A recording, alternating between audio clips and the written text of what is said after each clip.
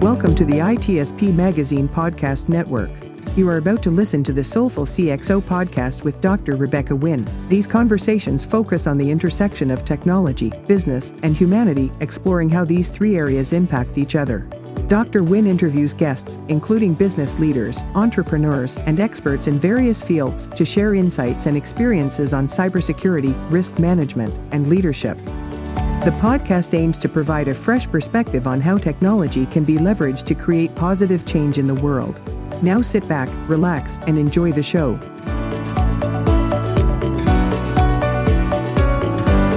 Welcome to the Soulful CXO. I'm your host, Dr. Rebecca Wynn. We are pleased to have with us today Mike Wilkes.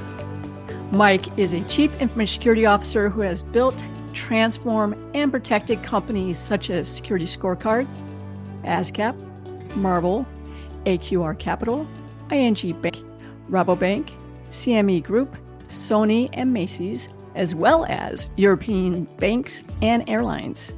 He was nominated in 2020 to the World Economic Forum as a technology pioneer for providing thought leadership on cyber resilience in the oil and gas industry and quantum security working groups. He's an author, an advisory board member, and a featured speaker at technology conferences such as Black Hat, Gartner, GovWare, and SANS. He is a professor at NYU teaching cybersecurity courses. Additionally, he's an avid jazz fan and musician, serving on the board of trustees for the National Jazz Museum in Harlem. Mike, it's great seeing you again. Welcome to the show. Thank you, Rebecca. And we share some love of music, as I understand, yes? Yes, we do. I actively play trombone here in several groups in the Valley. How about yourself? Where do you play? I'm not currently gigging at the moment, but I did put together a house band when I was at ASCAP. And just before COVID, we had a lovely jam session in the lounge there. And it's great. There's a lot of talented musicians that work at ASCAP. And we played some cover songs, and I got to play the drums. And yeah, it's nice to make music. I think trombone players are in high demand, especially for big bands, right? You need lots of trombones. And the other thing is there's not too many females out there who are actually playing too. So especially like my Latin jazz band, I was the first female in it. And it's a Latin jazz big band. We play in the Nash and other big jazz clubs. And as soon as other women could see me, maybe it's like, well, she can do it, I can do it. It's good to even remember, even in music groups, seeing someone who's more similar to you do it, that it actually gets you out of your shell and you can do it too. Yeah, I mean, we don't have that problem in cybersecurity, right? We're over 50% women in this field, right? No, of course not. But jazz and InfoSec, I think that's a good theme to start with because you need to be able to improvise, right? Mm-hmm. We're not like classical musicians that go and try to be perfect and to execute what was written on the page flawlessly. That is more cerebral. And we're not like rock and roll and blues that are, much more visceral musical forms and genres.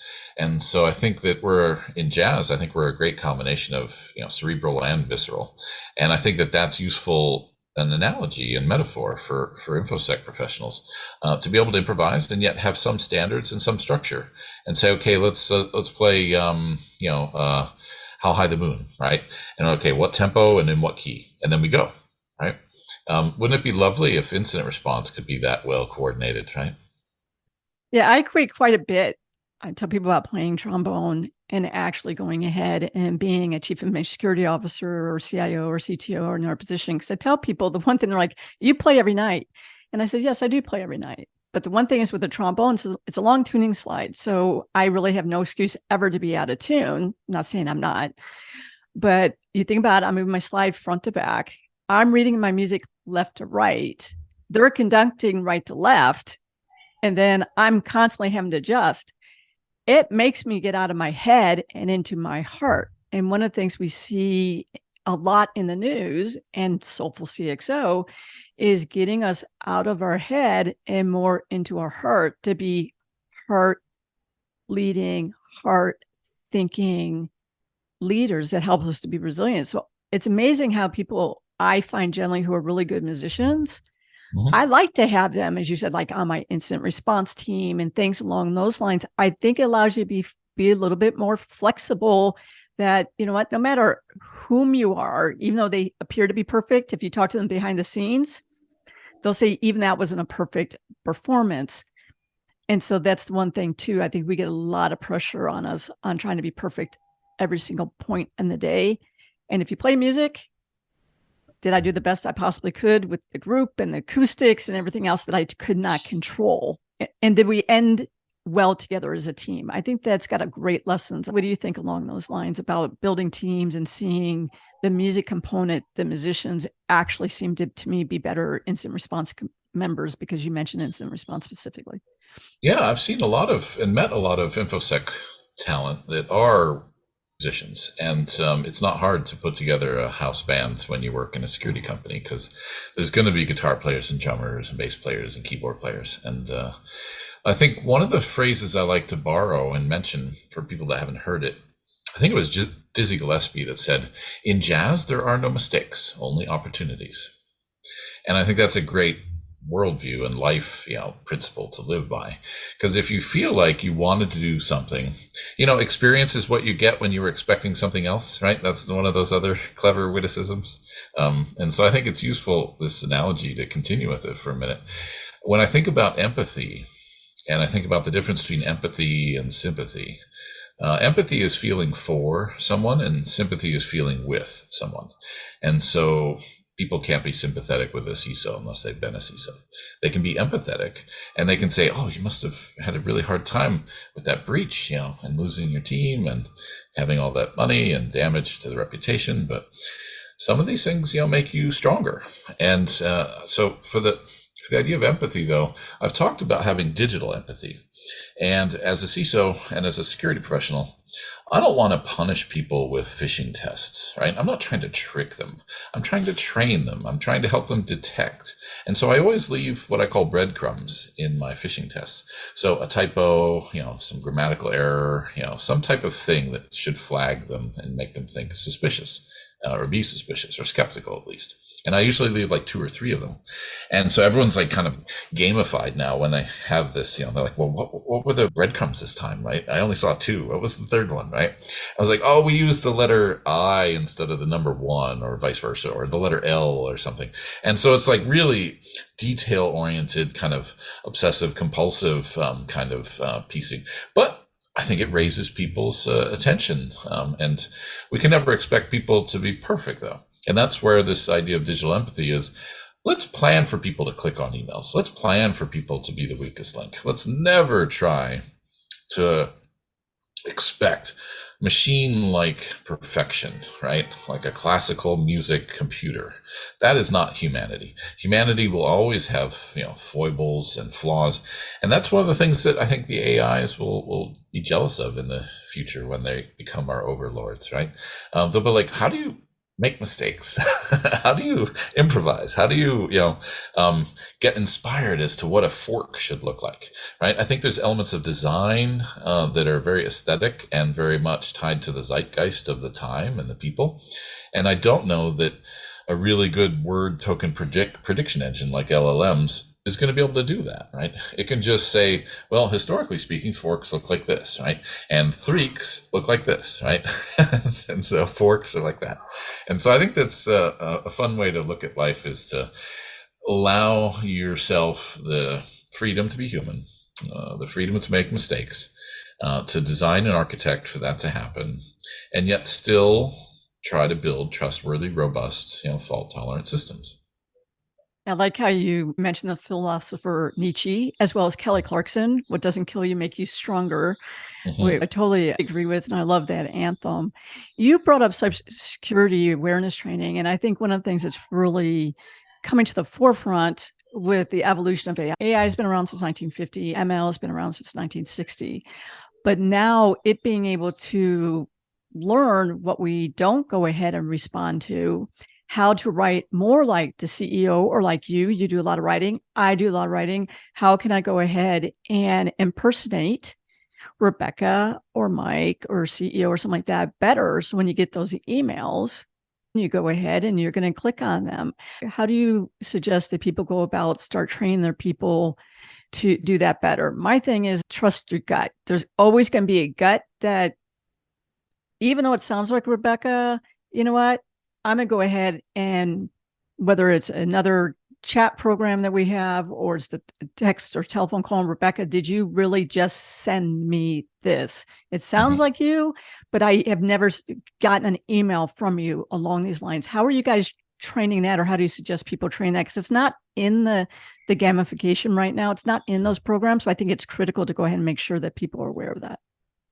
Yeah, I think the biggest mitigation, deep and successful fakes, is process. And so if someone is saying, hey, I need you to wire $10 million to the Cayman Islands, and they have my voice because I've recorded lectures and they're on YouTube. So process is your defense, meaning you need to make that, like you mentioned, an out-of-band confirmation.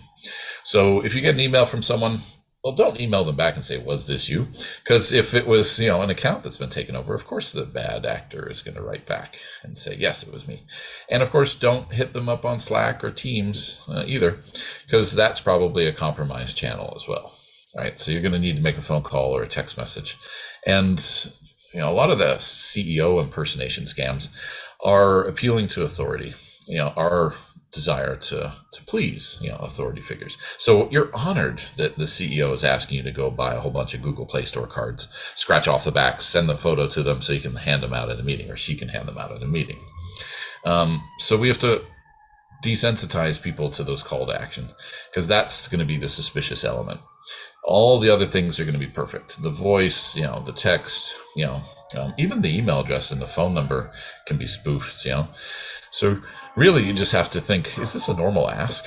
And if it's not a normal ask, then how can I get some confidence, that this call to action is actually an urgent, situation?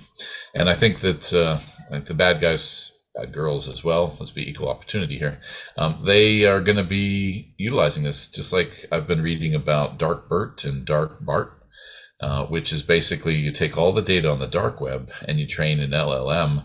So now they have an even more efficient dark web librarian that can help them figure out who to go for, what password they probably used, because we have all these breaches for third parties.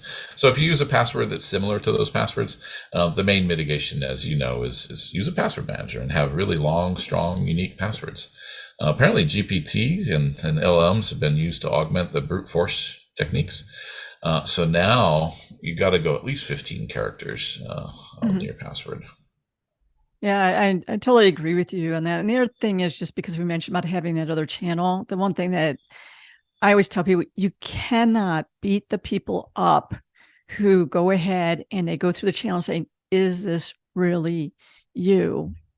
Is this something that we're really doing as a company? I get tired of hearing, I brought it to their attention and then I got reamed because I questioned.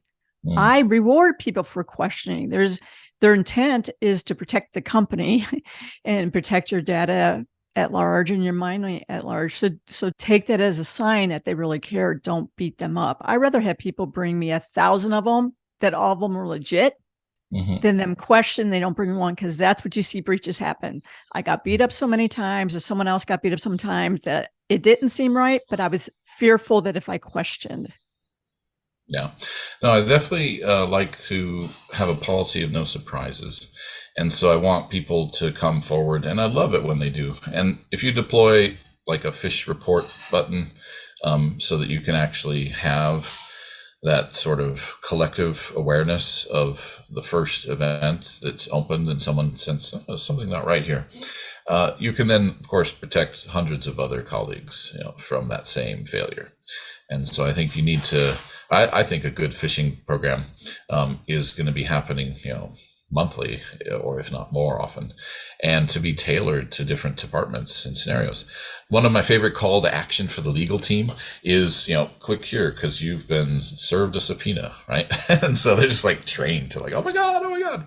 And so that's always going to be a challenge, I guess, is to figure out how to come up with not one to many, but sort of targeted in group and almost one-to-one education programs based on your previous performance of clicking, opening, downloading. And so humans will always be human. let's make sure that we acknowledge that, embrace it. And that's one of the themes that I picked up from someone, if you're familiar, Kelly Shortridge. She wrote a book, Yeah. Chaos Security Engineering with Aaron Reinhardt. And Kelly's a really great thinker and part of the Tinkerers tribe. Change the narrative, right? And to flip what we're looking at. You know that drawing of a duck that looks like a rabbit? It's like a Gestalt shift kind of drawing. So I often think that that's a good way to affect change, because you don't have to argue with people about, or you shouldn't argue about, the facts, right? Which would be the ink dots on the page. But what you could argue about is what you see. And you can't see it as a duck if you see it as a rabbit. And you can't see it as both at the same time, unless you're really good at like fuzzing out your brain. I flip back and forth all the time on every one of them. But I think it's useful to be able to flip the narrative. And so you're not teaching anyone anything. You're not putting like the pigeonholes in a roll top desk, little bits of information in someone's brain, because that's not how we work and think. You just need to give them a new perspective, right? And that's when you can affect real good, really impactful change. And you were talking about philosophers. I would be remiss if I did not pull up my favorite philosophy quote, which is Heraclitus, an ancient Greek philosopher and historian, who said that you can never step into the same river twice. And I think it's a great analogy for the river of risk. It changes every minute, it has a different color, a different sound, a different flow rate. And so we really can't think of risk as just an annual questionnaire that you send off to your third parties once a year saying, hey, have you been breached in the last 12 months? And they're like, yeah, we were breached back in January. Didn't you read about it? It was a big deal. SMS fatigue, one of their outsourced fourth party providers that have been compromised, right? Some people want to strap on a helmet and head right for that digital river of risk and embrace it and go through the class 5 rapids and then get out on the other side, right? And transform themselves to a cloud-based, cloud native stack, right? That's modern. And other people just want to sit back on a inner tube with a 6-pack of beer and just lazily float along the oxbow of life, just taking it easy. And you need to know what kind of company you're in, and you need to know what kind of person you are. And if you have those aligned, then you can be happy. Yeah, that really goes along with today, where a lot of people are leaving current CISA roles, determining if they're actually going to go to another CISA role. And I think part of that is not being in tune with your flow and what type of companies are more towards what I call your authentic self. I've done it myself too, where I've gone to a company, I've gone through all the interviews, and then found out very quickly that culture is not a culture that allows me to be my best self. How do you usually recommend people weed through all of that? And once you get there too, become a strong leader, because the other part of that is knowing what kind of leader that you innately are. What kind of presence do you have? What resonates with you? Well, I think that there's usually not just a monoculture. And so you can usually find, in a reasonably large organization, you can usually find your tribe, so to speak. And I'm always hired into a company as a disruptor. So that's part of my job description. I'm here to put on the big pants and say, okay, we're going to get a SOC 2 certification, and we're going to prove to people that we care about security. And then one up that, SOC 2 Type 2, right? We don't just do it once, we do it every day correctly, right? And then one up that, FedRAMP Moderate. And it takes a while to get listed and to be FedRAMP ready. And then you need your agency sponsor. That's just a way of me saying that there's different cultures, and you can find a group that can sustain you with intrinsically rewarding interactions and experience. It doesn't matter necessarily what the values are written on the wall in the lobby. Enron had lovely values written on the wall of their lobby, right? They didn't live by them. But if you do find yourself in an organization that is antithetical to your very being and worldview, then that's not a healthy environment for you. You're not going to be successful there. But if you do want to be a part of transformation, mindset is a lot harder to change than tool set. So you can come in and say, okay, let's get rid of this endpoint tool. Let's make sure we use this, as our firewall. But at the end of the day, all tools can be misconfigured. They can all be done poorly, and they can all be done well. So I like to be fairly agnostic about tool set. But about mindset, I definitely want to be a part of the tribe that is trying to make real change and not just check the box compliance. We've heard about this derogatory concept, right? Firewall. Yes, we have a firewall. Check the box. Does the firewall have an any rule on it, right? Well, I don't care. I'm a compliance person. I just care that you have a firewall. Yep. As opposed to something that's actually just a sieve or a switch if it doesn't have, actual rules to block bad traffic and access patterns. So I think that for me, I've been in small startups and I've worked in large organizations. And it's not the same fish, right? Swimming in the same pond. When I worked at the Chicago Mercantile Exchange, I was in the enterprise server platform, and I was responsible for the 10,000 servers and $1 quadrillion in contracts traded. And I used to have to work with the security team. And the security team was like a 5-headed hydra, and none of the heads trusted each other, and they were all fighting in between themselves. You had endpoint and firewall and all sorts of different groups. And I earned the nickname the GIS Whisperer. And so I was able to sort of calm, this ferocious beast. And I took some stuff off their plate. That's one of the things that's useful. If you're in an organization, large or small, find something that's unloved and unattended for and make it your own. Because then eventually you'll be promoted or given ownership of it formally. But a lot of times there's stuff that's left behind by people that left, and it's really kind of critical and important that no one knows it. And you can learn this over time. And so I like to think that I collect things. And the other function I guess I had was to decommission things, right? Because everyone loves to build. No one loves to destroy. And so remember, there's a whole life cycle to systems development and software development, and there needs to be a death. And so I always like to, as a trick, a little way of celebrating decommissions, I'll create a wiki page and I will put the decom dates and make like a technology graveyard and just say, hey, we got rid of Novell Network, or hey, we got rid of Windows 2008. And you celebrate those things just as much as you do, oh, we just got this cool new shiny tool that everyone wants that's super distracting, right? You've been in quite a few positions. Was there a point in time when you're like, I got this, I know this, I'm comfortable here, and I'm where I'm in the field in an area of expertise that I belong? Did you find one day or one moment that you like that switch from imposter to I got this? We do that music. There's a point where you practice all the time and you're like, I got this and I can feel it. I can feel the rhythm. I can feel it internally. It's part of my soul and I can breathe it. Yeah, you're present. You're intellectually and emotionally present in what you're doing. And I think in terms of like imposter syndrome, I'm a white male. I'm the apex predator, according to this whole imposter syndrome narrative, right? So I should never have imposter syndrome because everyone's trying to be me and wants to be me. And I'm like, no, it's totally bogus. Everyone, including white males, have this issue of imposter syndrome at various times for various elements of things that they care about. And so one of the first times I was leaving the think tank, working in San Francisco for the Department of Education. And I realized there was nothing I could do to make education better at the federal or state level. It had to be all grassroots, local, teachers, parents, community, bottom up. And so I left. Technically, I guess you could say I was fired, but that was a long time ago. And I walked up, and my hobby became my career. I walked up to a job interview, and they said, you have to know Perl. You have to know how to write Perl code to do this job. And I was like, yep, I can write Perl.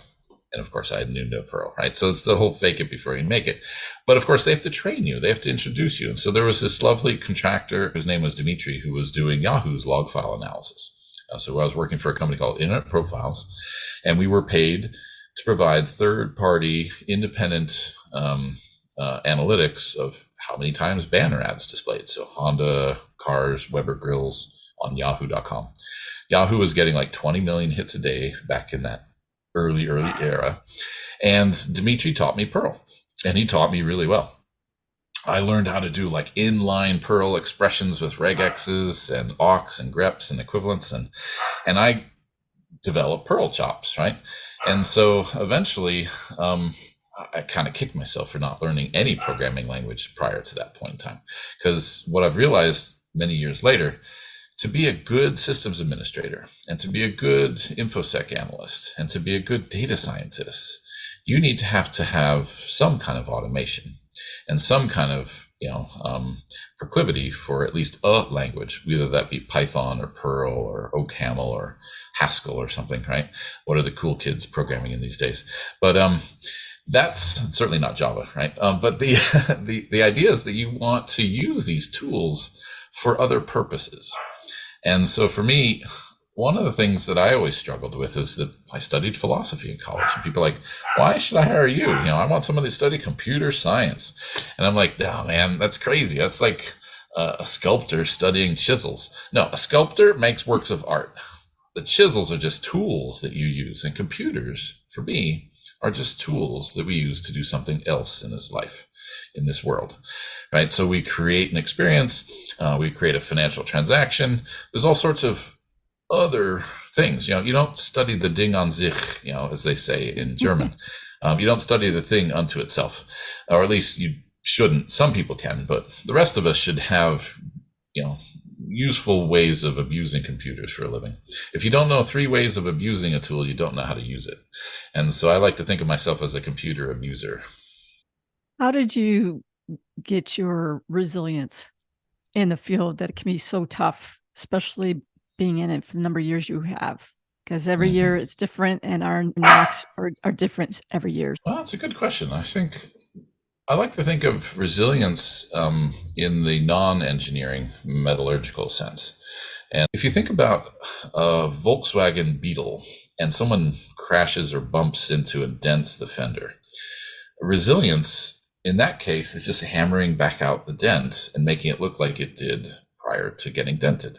And so you think about things like tensile strength and ductile properties of metal, right? That's the mechanical engineering worldview of resilience.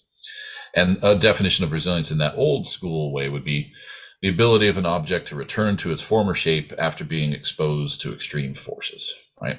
Like a can of Coke, and then make it whole again. But for me, I'd much rather focus on the psychological and ecological definition of resilience, which is to adapt and be transformed by that experience. You don't want to go back to the way you were prior. You can't. You want to become better. And so I think of Nicholas Taleb's Anti-Fragile and the idea that bones get stronger when we subject them to force. They get atrophied if they're not. And so I think we need to build systems from that definition of resilience. My own resilience is music and teaching. Teaching gives me energy. I teach at NYU. I've taught HackerU, ThriveDX courses to hundreds of students.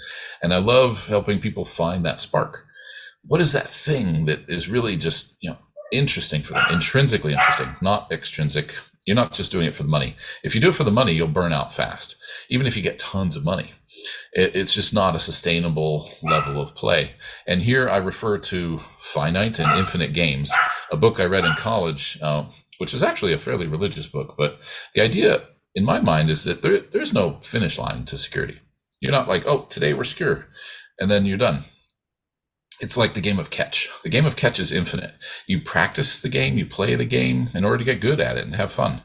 And so if you want to approach InfoSec as an infinite game, then you've already gotten rid of some of the baggage about, like, are we secure? Are we not secure? That's a very, subjective question. And so I think it's useful for us to approach the career in our path as ways of tuning in sometimes and then tuning out. Maybe you need to take a sabbatical and go walkabout for a year, in Southeast Asia or something, or you just want to go, meditate in the Pacific Northwest, and recoup and regenerate. I don't think we pay enough attention to the wellness elements of how to be balanced. And so there's a lot of unhealthy coping strategies that emerge, drugs, weight gain, loss of sleep, alcoholism, all sorts of challenges. And if we don't talk about them, then we're doing ourselves a disservice. We really do need to find sustainable, healthy ways to survive this stress and to become stronger and better because of it. Unfortunately, our time has totally flown by. What is the best way for people to reach out to you for advisory services, learn more about your courses, and to reach out to you for speaking engagements? Yeah, I'm available. I have a LinkedIn page, and it's my handle is Eclecticus, Eclectiqus. And if I were to ever have a comic book, my character would be Professor Eclecticus, right? And I'd be like a Hogwarts robed professor that has superpowers of the intellect or something. So that's my my favorite self-image there. Yeah, happy to reach out. And I teach at NYU. I'll be starting to teach a course at Columbia in the spring, and that's usually one course per year. And then I have an online course at NYU included on threat intelligence and cybersecurity analytics called Chica, which is part of their 9-month CISO and CIO program, and it's offered as a standalone. So I love it when the students reach out to me and connect. So if you've ever been my student and haven't connected, make sure you do connect. I can always introduce you when you're looking for work or looking for new ideas. And if you don't know me and you thought that you might like to listen to me, I have some of my courses that I published on YouTube for that I don't teach anymore. So you can get Professor Eclecticus for free. Mike, that's great. Thank you so much for being on the show. You are a soulful CXO. Well, thank you very much, Dr. Rebecca, and it was my pleasure to speak with you today. Thanks for those great questions. We hope you enjoyed this episode of Soulful CXO podcast with Dr. Rebecca Wynn, part of the ITSP Magazine podcast network. If you learned something new and this conversation made you think, then add this show to your favorite podcast player. Subscribe to the ITSP Magazine YouTube channel and share the ITSP Magazine podcast network with your friends, family, and colleagues. If you represent a company and wish to connect your brand to our conversations and our audience, visit itspmagazine.com to learn how to sponsor one or more of our shows. We hope you will come back for more stories and follow us on our journey.